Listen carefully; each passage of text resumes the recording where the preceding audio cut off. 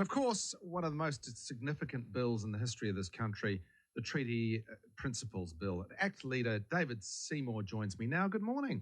Good morning. Well, let's get into the big stuff. The looking at the 2024 and ahead, I guess, to 2025. The Treaty Principles Bill. Has there, in your personal moments, ever been a time when you thought, "Oh, is this all worth it"? No. If anything, the level of opposition that we've had has come from two distinct types that are really the same when you think about it, and they have really reinforced that we need to have this debate. Do you know what? There are three reasons David is not thrown in the towel. First, he's a person who refuses to be intimidated and bullied. Now, you know what? I admire that in him. Like me, when David is bullied and intimidated, it actually strengthens his resolve to keep going. Second, he knows the truth about the situation. What do I mean? Well, he knows what the treaty mandates, and he knows his three principles, and by this I mean his original three principles, not the three that were modified by Parliament, reflect the true meaning and intent of the treaty as it was understood in 1840. He therefore knows that the meaning of the treaty has been fraudulently manipulated over the last 50 years, and because of this, Kiwis have been absolutely shafted. So David is a person of principle. If he's batting for truth and justice, nothing will stop him. You know what? I admire that in him too. It was for these three reasons that I started Stop Co-Governance, except I've been personally affected by iwi interference in my freehold land, and this was a significant trigger for me. Nothing gets me going more than someone stealing from me, all under the guise of some sacred cultural crap.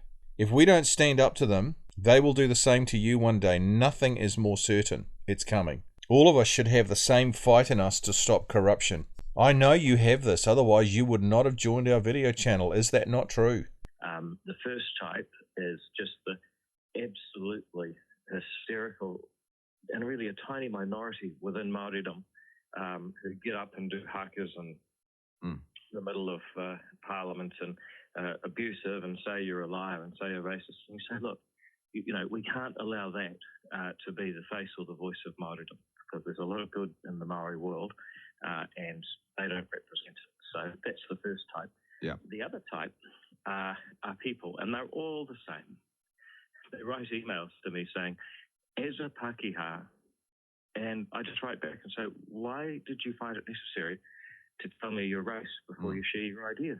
You know what? This is really interesting. So why would non-Maori start their letters to David like that? Well, the answer is they are saying to him, quote, hey, look, I'm not a Maori and yet I support the Maori activist cause. And because I'm not a Maori, you ought to really listen to me and even drop your silly bill and come over to the other side. See?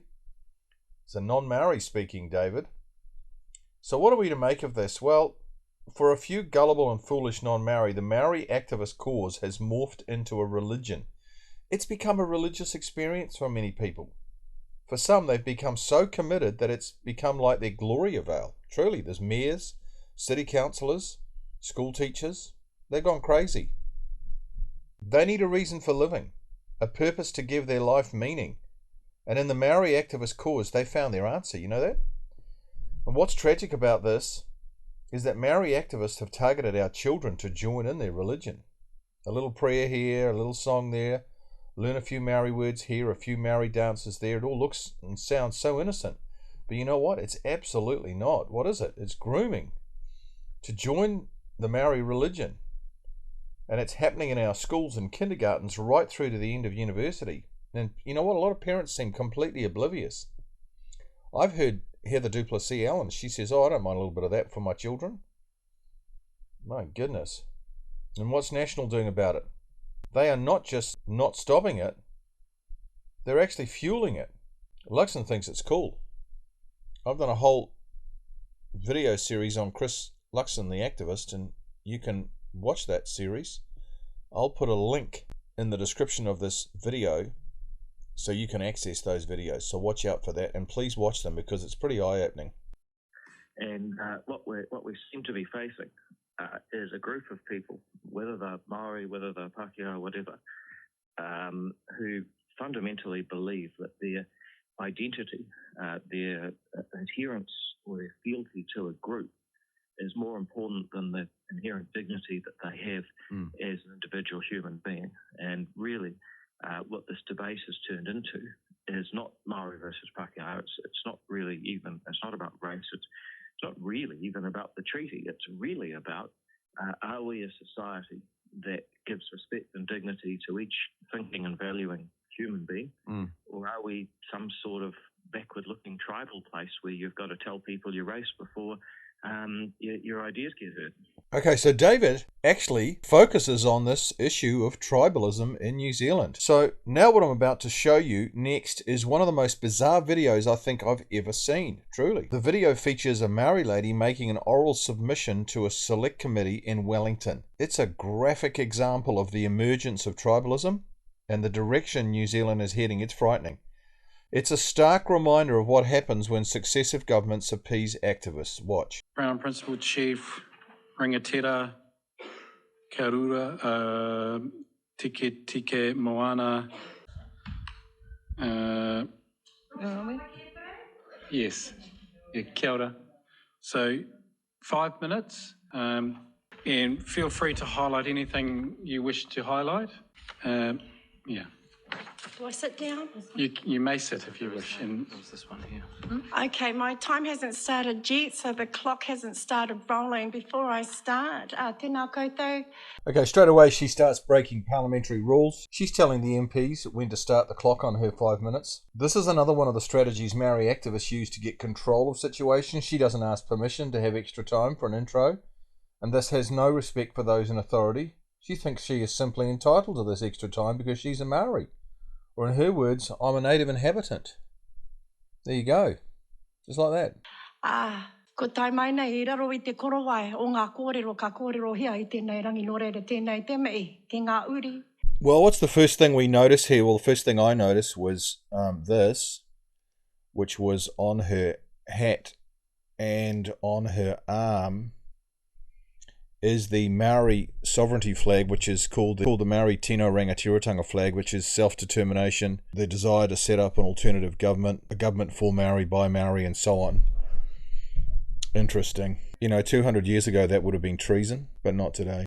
Ki ngā tāngata kua tai mai nei, hei whakai, he kore whakai, ki nei ture, tua pāhure I te rātau. Nō reira, tēnei te mei. Before I start, I do need to make it has come to my attention around the 5 minute time span and the 10-minute time span. As a native inhabitant of this land, that is actually a violation of statute and New Zealand legislation under the Crimes Act 1961 section. So what we see here is her referring to the 1961 Crimes Act, section 240. So I actually looked that up. And this is what it says. Section 240 of the Crimes Act 1961 in New Zealand makes it a crime to obtain something by deception or cause a loss through deception. This includes gaining ownership, possession or control of property, services or privileges. So nothing to do with Maori native person of the country being given special privileges, and nothing to do with 5 or 10 minute slots in a parliamentary oral submission.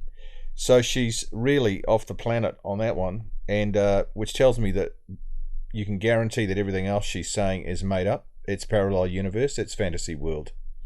240, obtaining by deception. Crown agents don't have the right to impose a 5 minute time slot on native inhabitants to speak in front of everybody, considering the kaupapa is a very, very heavy kaupapa. Ne? Due to the fact that I've only been allocated unlawfully 5 minutes from a team that don't have any claim of rights, what I did was I took the liberty to actually record so that I could ensure that I got my kōrero in before the 5 minute time span, due to the fact that after the 5 minute, it could be slashed. So, but listening to Matua speak this morning, and he went over 2 minutes, I actually hope that all of his kōrero is incorporated into this whole discussion today.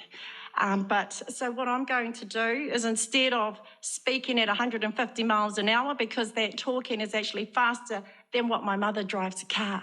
One of the strategies that Maori activists use to try and soften up their audience or their people they're trying to con in some way is to use humour, and she's just pulled that one out, but it didn't quite work on this occasion. Anyway, she carries on. That we came up in today. So what I've done is taken the liberty to actually record it. So I'm going to just play that recording to you because it's actually out of order to expect me to speak to such a heavy kaupapa within a 5-minute time frame, considering there's a lot of kōrero to go back to, considering it dates back right back to 1350. Okay? I stand here today as a native inhabitant through my hereditary and alienable right to officially invalidate the Taranaki Maunga Collective Redress Act 2023, confirmed in Schedule 4, Section 1, subsections 2B, unlawfully executed without the full consent of the Act. The Taranaki Maunga Collective Redress Act.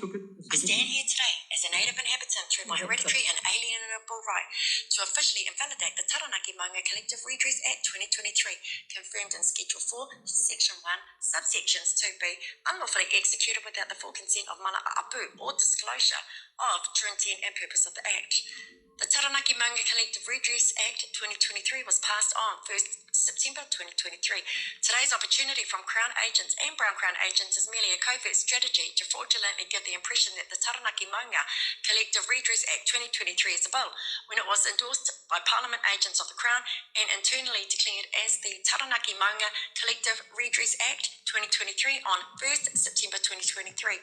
That offence is a violation of the Crimes Act 1961, Section 240, obtaining by deception, and Section 98, dealing in slavery. Ngāti Tama does not have native title in Taranaki as their entity came from Hawaii in 1350 on board the Tokomaru Waka. Ngāti Mutinga does not have native title in Taranaki as their entity came from Hawaii in 1350, some on board of the Tokomaru and others on board the Kura-Opo that broke down at Rangitawa, Roe Island. Some also jumped on board Aotea and travelled to Aotearoa. He does not have native title in Taranaki. Kia Tiawa comes from Awanuiarangi, the child of Rongo Ueroa and the tainer of Roru. Awanuiarangi is conceived through sexual assault. Rongo Ueroa was violently raped by Tamarau while she was bathing at the river after giving birth to Roru. Tamarau is an alien also known as a reptilian, confirmed in the Neri Tamarau. Taranaki iwi doesn't have native title in Taranaki as the entity came from Hawaii on Kura-Opo that broke down at Rangitawa, Roe Island. They are the Ngāti Mutinga group that jumped on board Aotea under the direction of Turi in 1350. Ngāti Ruanui, Ngā Rua Ine and Ngā Rauru do not have native title as those entities came on Aotea Waka that travelled from Hawaii in 1350 and picked up some of those ones called Ngāti Mutinga stranded at Rangitawa when Kura-Opo Waka broke down. Ngāti Maru iwi doesn't have native title in Taranaki. Their entity travelled from Hawaii on both Tokomaru and Aotea. Page 2, Ngāti Maru Deed of Historical Claims, 27 February 2021. What is evident and beyond reasonable doubt, the entities claiming sovereignty over Taranaki are tangata waka from Hawaii and communists without any claim of right to Taranaki, Aotearoa, Te Waipounamu, Rakiura, Wharikauri, and their actions are treasonous, resulting in the activation of the following violations of statute and NZ legislation. The 127 plus individuals, 68 companies, and 2 ultimate holding companies connected to Te Tōpuni Ngarahu General Partner Limited will be held liable for Secret Commissions Act 1910, Section 9, Section 10, Health Act 1956, Section 92Y, Terrorism Suppression Act 2002, Section 5A. Protective measures were taken to ensure Mount Taranaki is protected from Hawaii tangata waka, Brown Crown communist agents. Therefore, the following legislation and company details marked null and void. Taranaki Maunga Collective Redress Act 2023, Constitution of TTN General Partner Limited, Certificate of Incorporation, Consent Form of General Partner Agent Liana Potu, Form LP5, Consent Form LP Form 5, General Partner Consent submitted by Sarah Redpath, Brookfields Lawyers, Auckland, or dissolved. Proclamation of martial law was declared in Taranaki on 25th of January 1860. So one of the MPs, the Right Honourable Adrian, that guy, he says point of order, which is asking her to stop. She just raises an arm and in defiance says, no, I'm going to keep going. Dissolved and marked null and void on 21st February 2024. Yeah. My point of order, Mr. Chairman, is perhaps submitters should be warned that they do not have parliamentary privilege. This is being live streamed in public, making serious accusations is probably dangerous for the submitter more than the committee. So the MP says that she does not have parliamentary privilege. What does that mean? Which means she can be sued for the accusations she is making against other Maori in Taranaki, whereas MPs cannot be sued. See, that's the story. So what this turns out to be is a conflict between Maori tribes in Taranaki fighting each other over the mountain. So I've just looked up a newspaper report about this. Watch. So what we have here is a report by the Guardian newspaper, and the title of the piece is New Zealand gives Mount Taranaki same legal rights as a person. Can you believe this? The sacred mountain in the North Island is the third geographical feature in the country to be granted legal personality. Oh my goodness. Mount Taranaki in New Zealand can be granted the same legal rights as a person, becoming the third geographic feature in the country to be granted legal personality.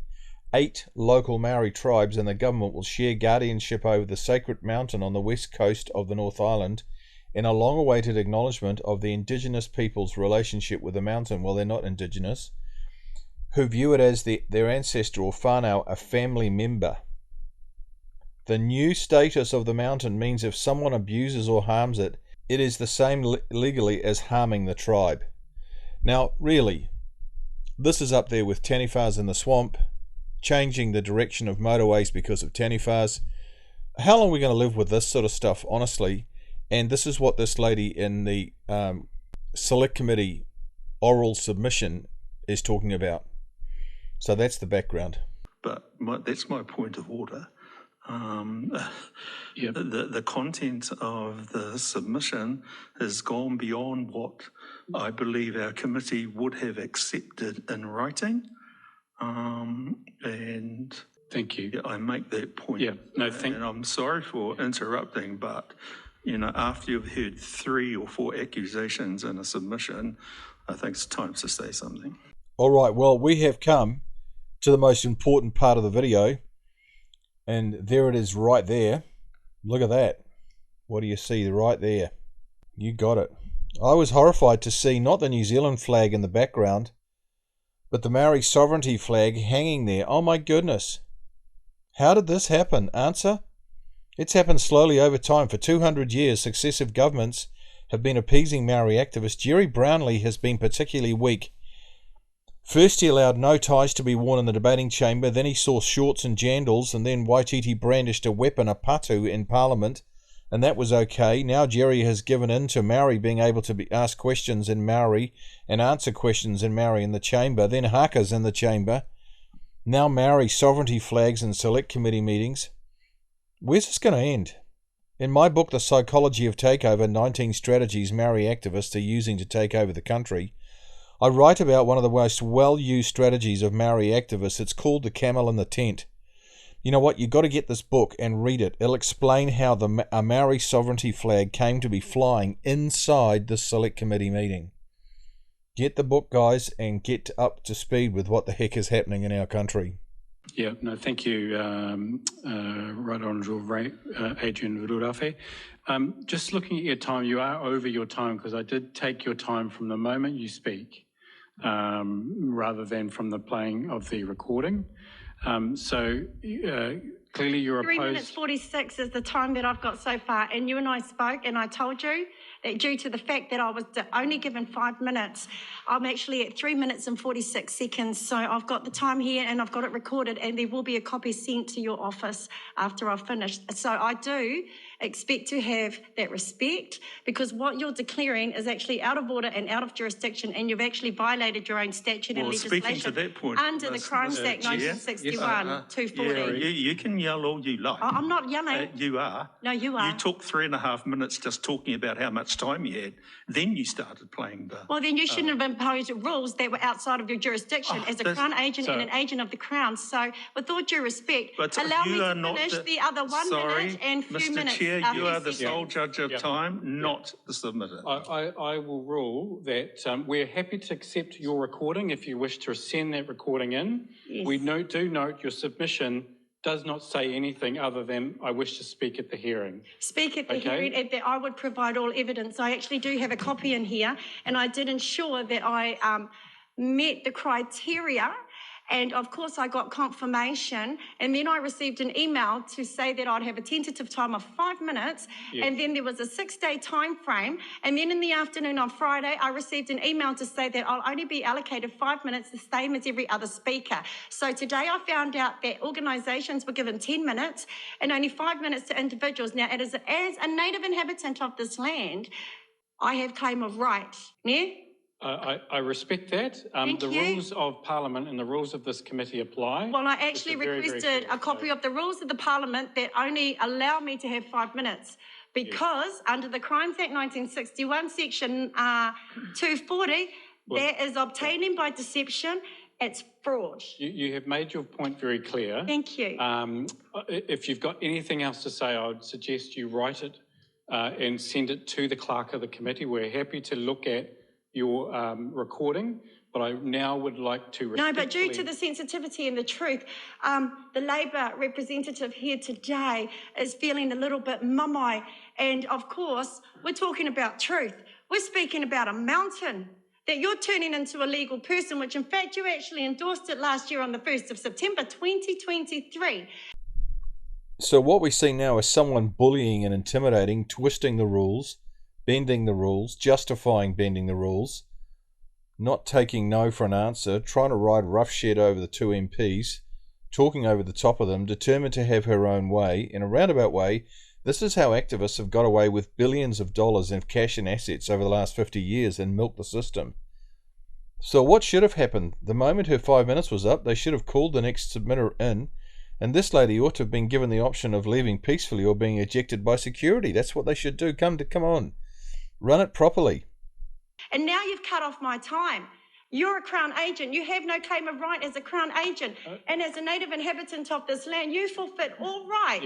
Yeah, when you signed up to be a Crown agent. And the fact that you sit there and impose that on me is not only an insult, but it'll go down in history of the type of totalitarian behaviour coming from Crown agents. And just so you know, I do love you all, okay? Thank you. I do. Well, so this is the cherry on the cake saying, I just want to let you all know that I love you. This is just high-level manipulation.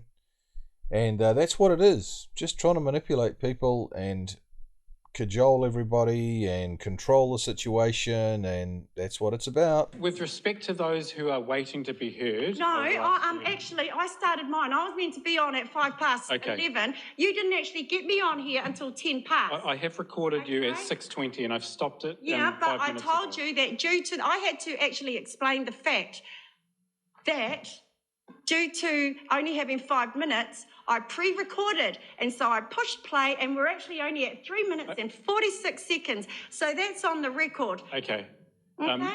Thank you very much. I now request the next submitter. So what we're talking about here is tribalism.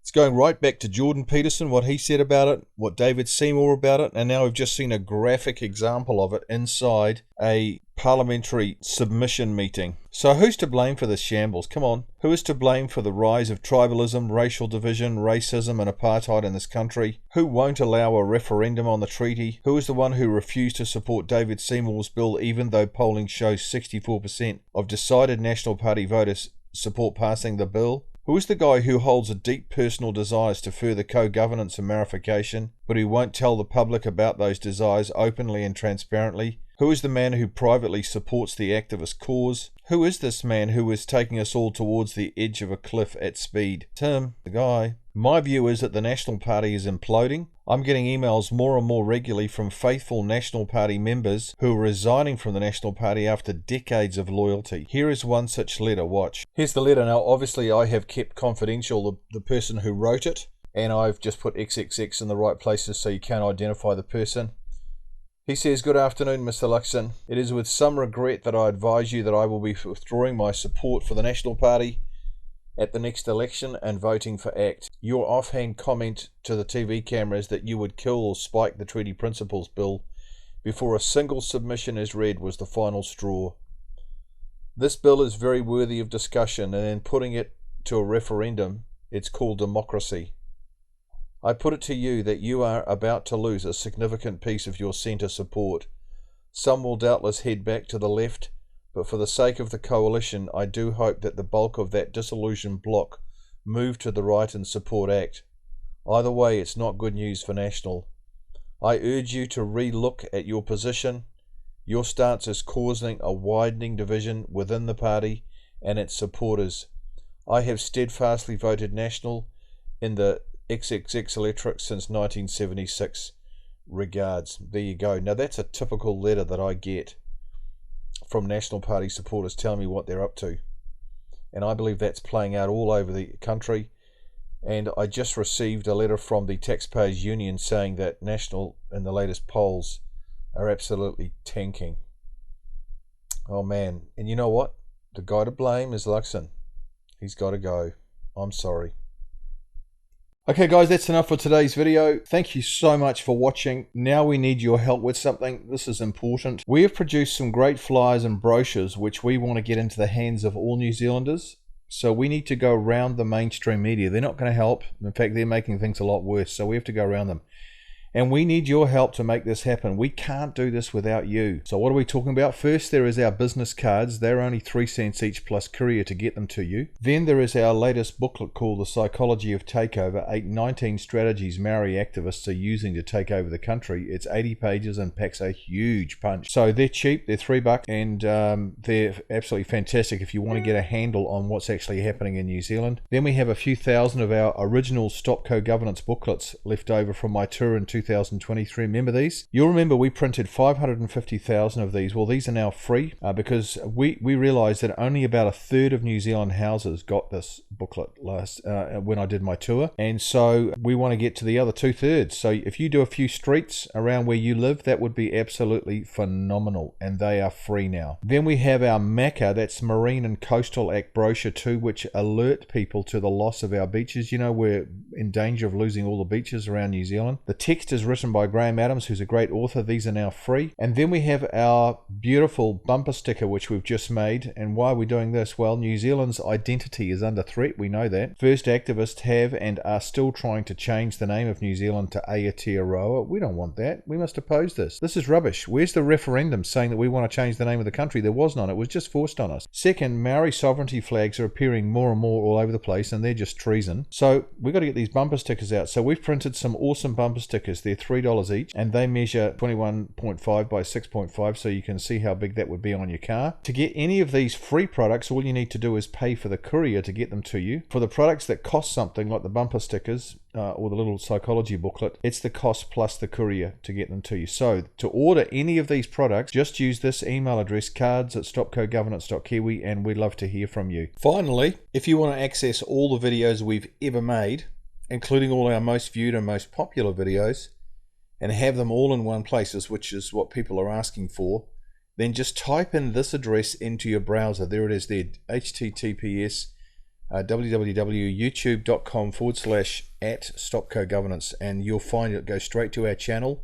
Then what you do is save this address to your computer as a favorite. Job done. Well done. Then you've got them all in one place forever. And all the new ones that are coming in get placed into that address, so you won't miss anything. Okay, last thing, please, oh please, don't forget to subscribe. When you subscribe, you'll get the latest videos straight into your inbox. You'll never miss a video, which is great. You'll link up with like-minded people all over New Zealand, and that's very, very stimulating to have meet up with all these people who think like you. You'll be telling YouTube, I like these videos, and they will respond by advertising our videos to more Kiwis for free. It's incredible what they do, but it just relies on you replying to comments and making comments and liking things and sharing things and activity. That's what it is. It's just activity on our channel. And turning New Zealand around is simply a matter of reaching more Kiwis with the truth. So just click on the subscribe button on the bottom right hand side of your screen. There, the little yellow arrow is showing you where it is, and you'll be subscribed. Okay, see you next time. You guys are awesome.